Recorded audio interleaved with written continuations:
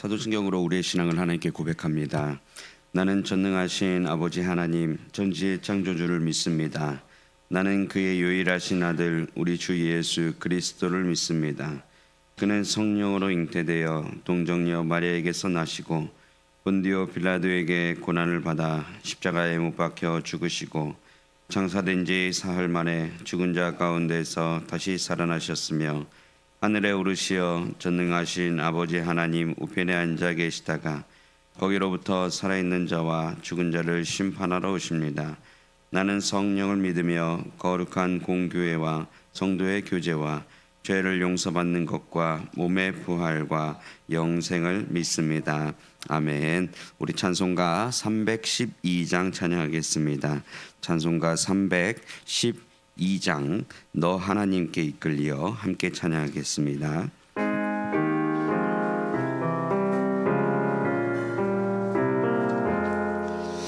너 하나님께 이끌리어 일평생 주만 바라면 너 어려울 때 힘주시고 언제나 지켜주시리 주 크신 사랑 믿는 자 그 반석 위에 서리라. 너 설레는 맘 가다듬고 희망중 기다리면서 그네로 신 주의 뜻과 사랑에 만족하여라. 우리를 불러주신 주 마음에 소원하신다. 주 찬양하고 기도하며 내 몸부림 쏟아하라. 주 약속하신 모든 은혜 내게서 이루어지리라. 참되고 의지하는 자 주께서 기억하신다.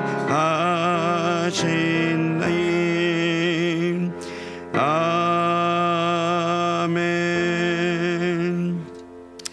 오늘 우리에게 주시는 하나님 말씀은 느헤미야서 12장 1절에서 21절까지 말씀입니다.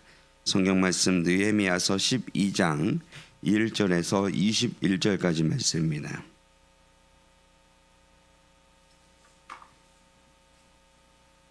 느헤미야서 12장 1절에서 21절까지 말씀 한 절씩 교독하신 후에 마지막 절은 합독하겠습니다. 스알디엘의 아들 스룹바벨과 예수아와 함께 돌아온 제사장들과 레위 사람들은 이러하니라. 제사장들은 스라야와 예레미야와 에스라와 아마리아와 말룩과 핫두스와 스가냐와 르훔과 무레못과 이또와 긴느도이와 아비야와 마야민과 마야다와 빌가와 스마야와 요야립과 여다야와 살루와 아목과 힐기야와 여다냐니 그 이상은 예수아 때의 제사장들과 그들의 형제의 지도자들이었느니라. 레위 사람들은 예수아와 빈누이와 감미엘과 세레베아와 유다와 마따냐니 이 마따냐는 그의 형제와 함께 찬송하는 일을 맡았고 또 그들의 형제 바쁘기야와 운노는 직무를 따라 그들의 맞은편에 있으며 예수아는 요야김을 낳고 요야김은 엘리야십을 낳고 엘리야십은 요야다를 낳고 요야다는 요나단을 낳고 요나단은 앗두아를 낳았느니라.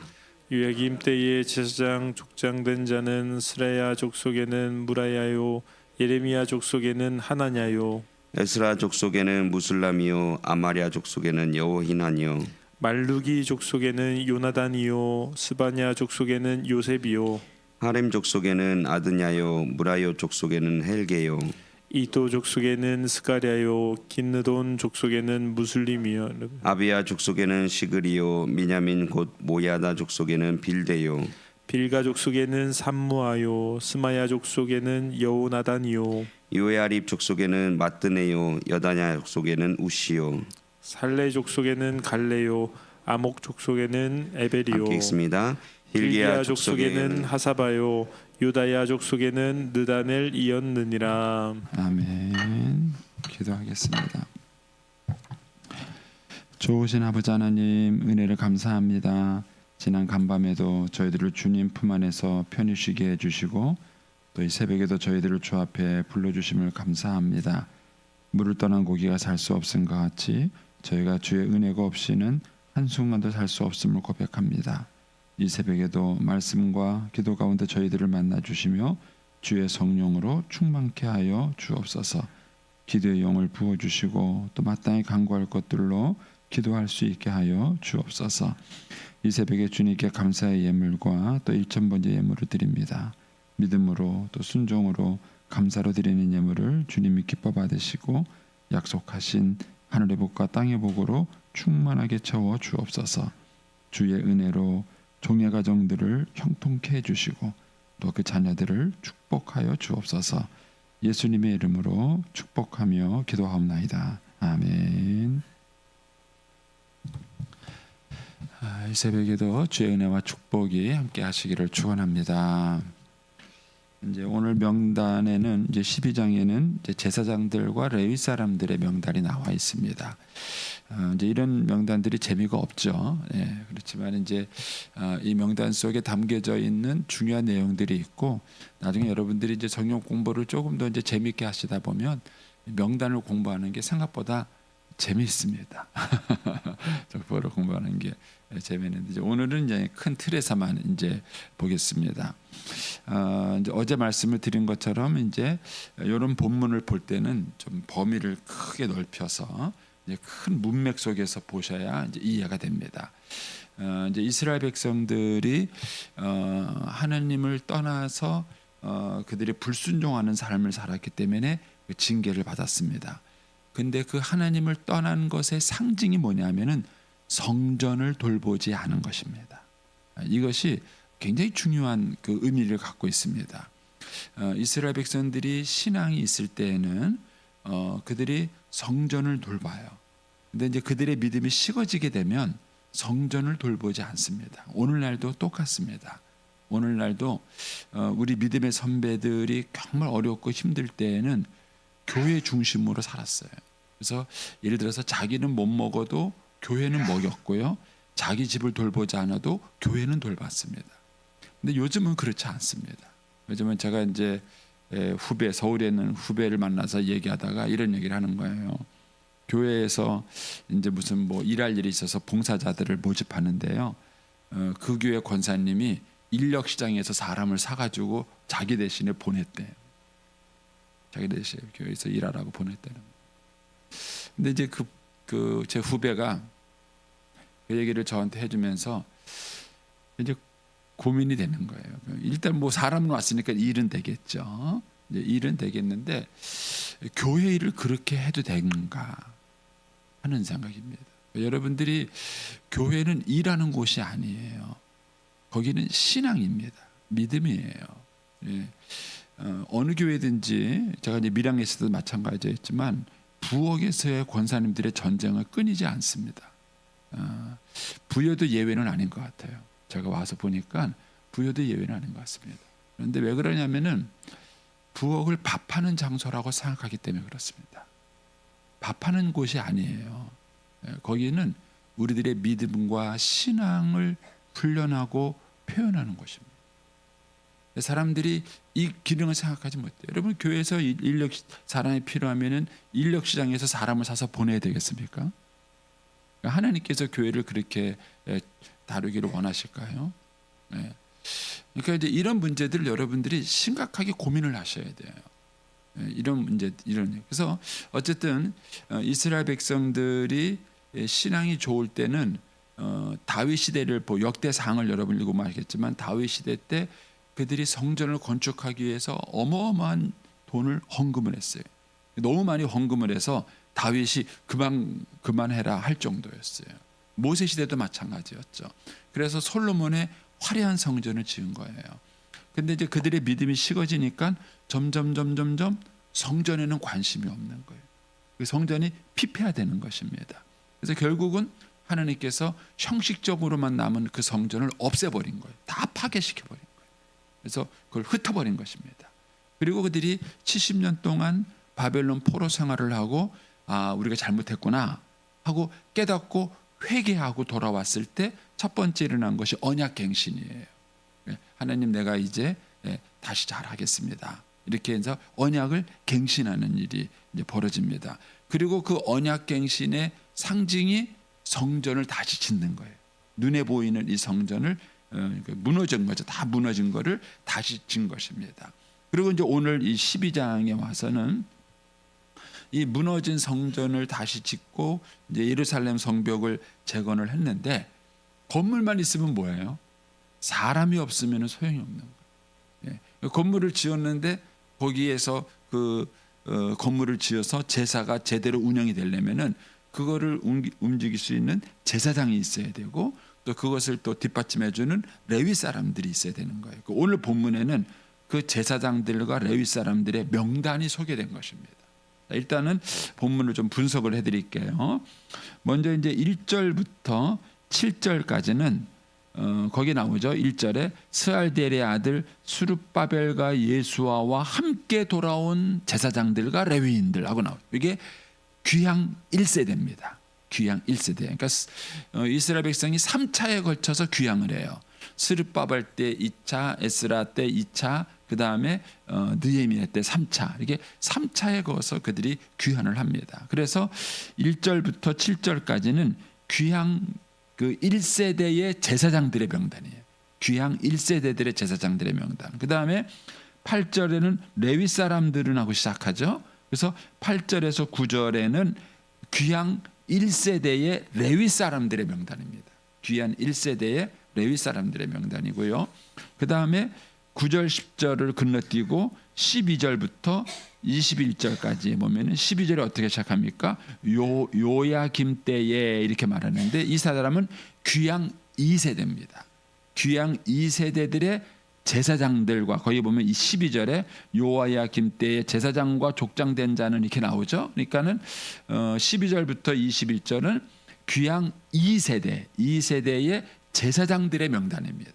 제사장들의 명단이고, 그 사이에 껴 있는 10절과 11절은 귀향 1세대와 귀향 2세대를 이어주는 대제사장들의 족보예요. 그래가지고 10절에 예수아는 귀향 1세대예요. 근데 예수아는 누굴 낳습니까? 요야김을 낳습니다. 이 요야김이 12절에 요야김 때에 하고 나오죠. 귀향 2세대가 되는 겁니다. 그 다음 자녀 세대가 되는 것이죠. 그래서 예수아는 요야김을 낳고 요야김은 엘리야십을 낳고, 이렇게 하면서 10절과 12절은 귀향 1세대와 2세대를 이어주는 제사장, 대제사장들의 명단을 여기다 넣은 것입니다. 그렇게 해서 자연스럽게 이제 요 족보가 연결되도록 되는 것이죠. 그냥 읽어서 재미없이 읽으셨죠? 네, 네, 그런 겁니다. 이제 대충 뭐 본문 분석은 이제 그 정도로만 보시고요. 어쨌든 이제 이들이 이제 그 죄를 지어서 징계를 받고 회개하고 다시 돌아와서 할 때 그들의 신앙과 믿음이 회복됐다는 그 상징적인 외적 증거가 뭐냐면은 성전을 다시 짓는 것이고, 그 성전의 기능을 살리는 것입니다.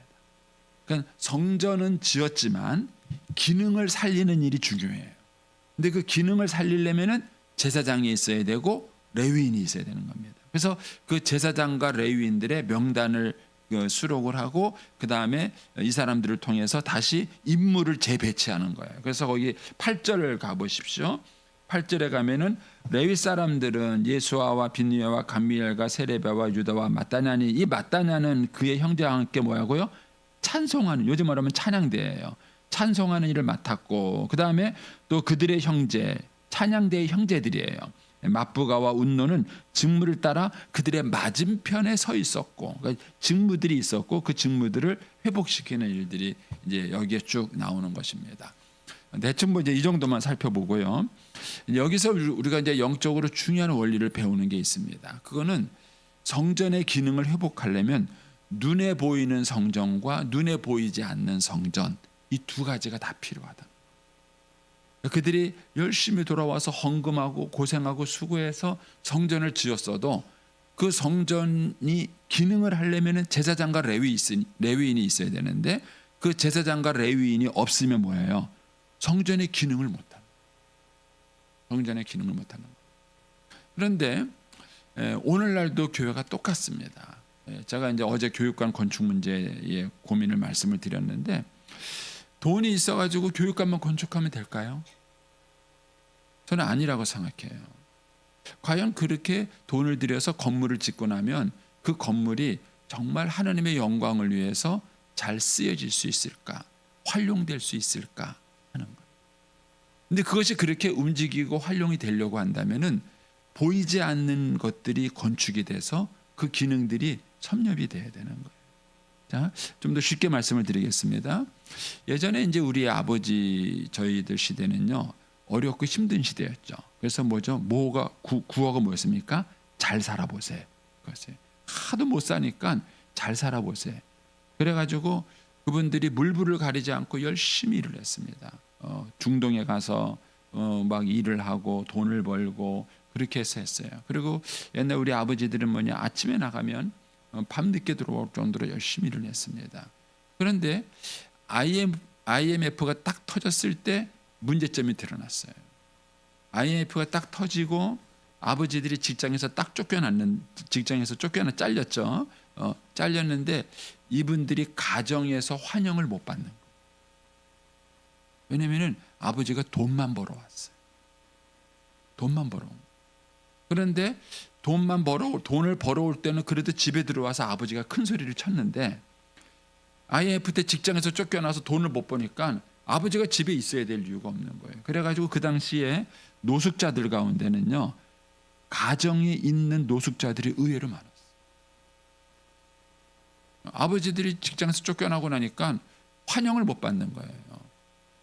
그러니까 이것은 그 잘 살아보세요라는 그 시대 때 어르신들이 뭐에만 집중했냐면은 눈에 보이는 건물에만 집중하신 거예요. 쉽게 말하면 보이지 않는 가정을 어떻게 세워야 할 것인가, 이 문제에 대한 답이 없었어요. 우리 이제 이 아버지 학교가 세워졌을 때 기독교에서 하는 여러 가지 프로그램들을 세상 사람들이 좋아하지 않습니다. 그런데 유독 아버지 학교만 좋아했어요. 그래서 아버지 학교를 퍼뜨린 것은 어떤 면에서는 일반 방송입니다. 일반 방송, PD 수첩이니 이런 데서 아버지 학교를 집중적으로 취재하고 소개하고 방영하고 해서 이 믿지 않는 사람들한테 굉장한 호응을 받은 기독교 프로그램이 아버지 학교. 그래서 일반 직장이나 이런 데서도 열린 아버지 학교라는 이름으로 얼마나 많이 이게 확장이 됐는지 모릅니다. 왜 그렇게 확장이 됐느냐 하면은 답이 없었기 때문에. 아버지가 누구냐, 가정이 뭐냐라는 문제에 대해서 이 세상이 전혀 답을 주지 못했어요. 아무도 답을 주지 못한 거예요. 근데 유일하게 답을 준 게 아버지 학교예요. 그리고 여기에 대한 아버지들의 목마름이 있었던 것입니다. 이것이 기가 막히게 맞아 떨어지고, 그래서 엄청난 이게 힘을 얻고 확산이 된 것입니다. 그러니까는 눈에 보이는 것만 사람들이 신경을 쓰는 동안에 눈에 보이지 않는 것을 신경 안 쓴 거예요. 잘 이해를 못 하시는 거다. 자, 다시 이렇게 말씀드려 보겠습니다. 제가 이제 결혼 예비 교육을 아이들을 시켰을 때 보면은요, 대부분의 그들이 결혼 준비를 할 때 뭘 준비합니까? 예? 아파트 장만하고 살림 장만하고 애들 결혼식 준비시켜주고 결혼식 비용 대주고 뭐 신혼여행 보내주고 그런 거야. 부모들이 거기에다 집중하고 본인들도 거기에다 집중을 해요. 제가 아이들한테 물어봐요. 너희들이 결혼해가지고 결혼 생활이 행복하다 불행하다고 말했을 때 집 때문이냐? 아파트 때문이에요? 살림 때문이에요? 아니에요. 사람 때문이에요. 남편이 아내 꼴 보기 싫으면 집에 들어가고 싶지 않은 거고요. 아내가 남편 꼴 보기 싫으면 집에 있고 싶지 않은 거예요. 그러니까는 남편에게 있어서의 가정은 아내예요. 아내가 가정이, 집이 가정이 아닙니다. 그리고 아내에게 있어서의 가정은 남편이에요. 집이 아닙니다. 그러면 결혼 생활을 행복하게 하려면은 아파트를 사줘야 됩니까? 남편과 아내를 가꿔야 됩니까? 아직도 답이 안 나오세요. 네? 여러분, 결혼 생활이 행복하려고 그러면은요, 아파트와 살림을 사줘야 되는 것이 아니라 이 아이들에게 남편이 뭔지 아내가 뭔지 그들이 만나서 어떻게 가정을 이뤄가야 되는지를 가르쳐줘야 행복한 거예요. 그게 진짜 결혼 준비예요. 그런데 결혼 준비를 엉뚱하게 물질적으로만 준비를 해주는 거예요. 그렇게 해서 결혼시켜주면 행복할 줄 알았는데 이것들이 이혼하는 거예요. 그러니까는 눈에 보이지 않는 것을 가르치고 그 세워주는 것에 대한 중요성에 대한 인식이 필요하다는 거예요. 이해가 되세요? 그러면 교회를 회복하는 것도 마찬가지입니다. 성전을 회복할 때 그들이 힘을 들여서 성전은 지었지만 그 성전이 제 기능을 하려면은 그 안에서 움직여야 될 제사장들과 레위인들이 있어야 되는 거예요. 이들이 있어야 이것이 비로소 성전의 모든 기능들이 제 기능을 하고 돌아가고 움직이는 것입니다. 그렇다면은 교회는 건물을 짓는 것도 중요하지만 필요 없다는 게 아니에요. 건물 짓는 것도 중요하지만 동시에 뭐예요? 사람도 세워야. 사람도 세워야. 제가 늘 말씀을 드리지만 새벽기도 이제 몇십 년 지나고 나면은 이제 텅 빌 것 같아요. 젊은 사람들이 없죠. 젊은 사람들이 없습니다. 그러면은 젊은 사람들은 왜 새벽기도 나오지 않을까? 그 사람들을 새벽기도 나오게 할 방법은 없을까? 주방도 마찬가지입니다. 지금 주방에서 일하는 사람들, 젊은 사람들이 있습니까? 없습니다. 이제 우리 연세 드신 권사님들 천국 가고 나면 주방 문 닫아야 됩니다. 그래서 이미 서울에 있는 교회들은 고민을 많이 해요. 그래서 새로 짓는 교회들은 주방을 안 짓는 교회들도 의외로 있습니다. 왜냐면은 지어놓으면 뭐예요? 거기 들어와서 일할 사람이에요. 왜 그러냐면 옛날하고 달라요. 옛날에는 말씀드렸다시피 제가 신방을 가면은요, 다 웬만한 교인들이 집에서 밥을 해줬어요. 요즘은요, 1년에 한 번 얻어먹기 힘듭니다. 예배는 드리고 밥은 나가서 사줍니다. 그렇죠? 요즘은 다 그래요. 그런데 젊은 사람들은 더 합니다. 아예 그들은 요리할 줄 모릅니다. 젊은 사람들은 아예 요리할 줄 몰라요. 어른들은 요리할 줄 알아도 귀찮아 갖고 밖에 나가서 밥을 사주지만은 젊은 사람들은 아예 요리를 할 줄을 모릅니다. 그러면 어떻게 될까요? 시대가 흐르고 나면요, 세월이 흐르면 반드시 이 구조에 변화가 있게 됩니다. 이런 것들 속에서 우리가 진짜 예배의 회복, 신앙의 회복을 위해서 필요한 것은 뭐냐면은 눈에 보이는 성전 건축도 중요하지만 눈에 보이지 않는 성전 건축도 중요해요. 그래서 이 12장 명단이 중요한 것입니다. 내일 또 묵상을 하겠지만은 70년 동안 어떻게 이 명단을 지켜왔을까? 이게 엄청난 숙제예요. 제가 이번에 이제 그 성지순례를 가서 또 한 번 충격을 받은 거예요. 너무 충격받은 것이 일단은 이 먼 거리를 사도 바울이 걸어서 어떻게 복음을 전했을까? 이게 참 기가 막힌 거고요. 그 다음에 거기에 보면 데링큐라는 곳이 있어요.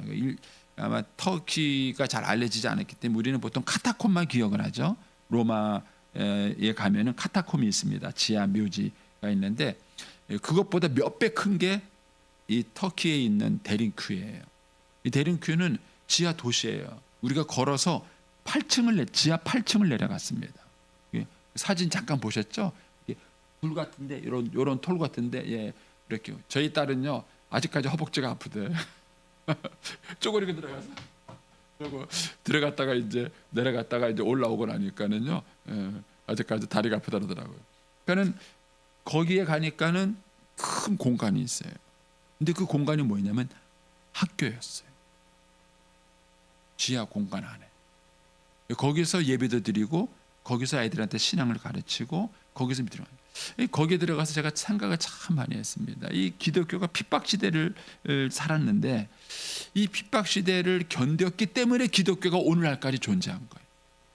근데 만약에 이 핍박 시대 때 나 예수 못 믿겠어, 나 신앙생활 못해 하고 다 떠나버렸다면은 아마 거기서 기독교는 끝난 거예요. 기독교는 끝나고 우리까지 복음이 전파되지도 않았을 거고 예수 믿지도 않았을 거예요.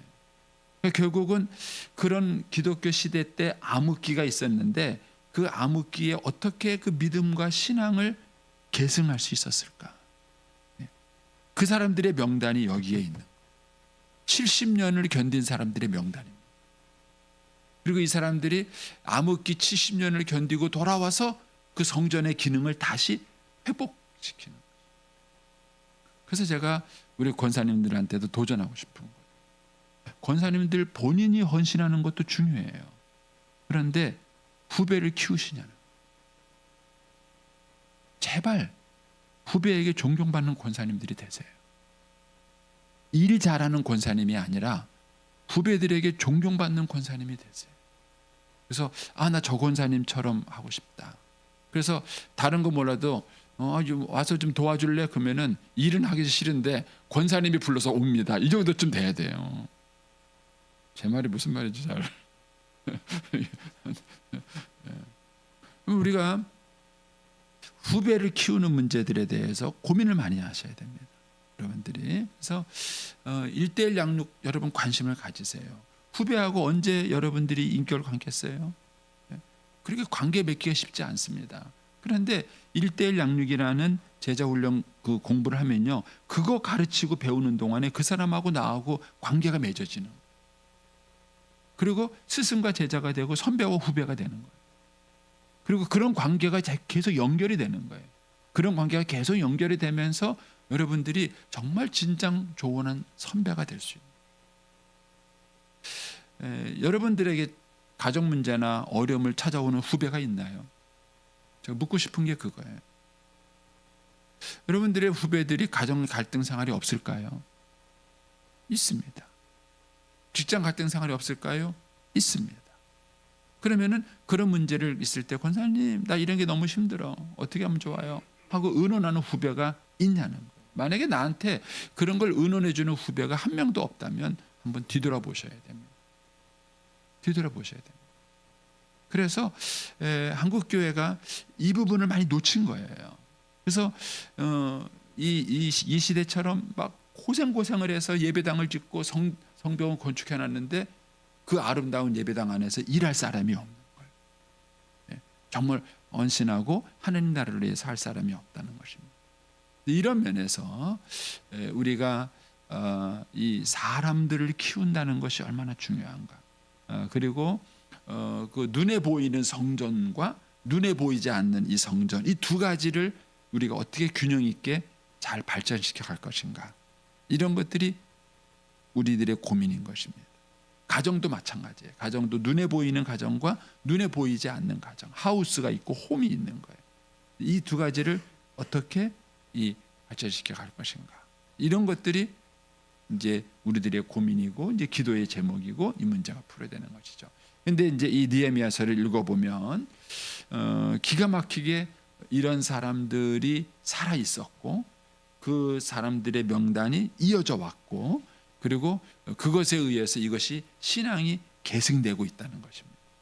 그래서 이 앞에 7장까지는 눈에 보이는 그 성전을 짓는데 힘들었던 시간이었다면은 이제 그 이후에 8장, 9장, 10장에 나오는 요 부분들에서는 눈에 보이지 않는 성전을 짓는 과정들이 요 느헤미야서의 모습이다. 이렇게 이해를 하시면 되겠습니다. 그래서 그런 관점에서 오늘 본문 말씀을 이렇게 묵상을 해보시면 좋겠고요.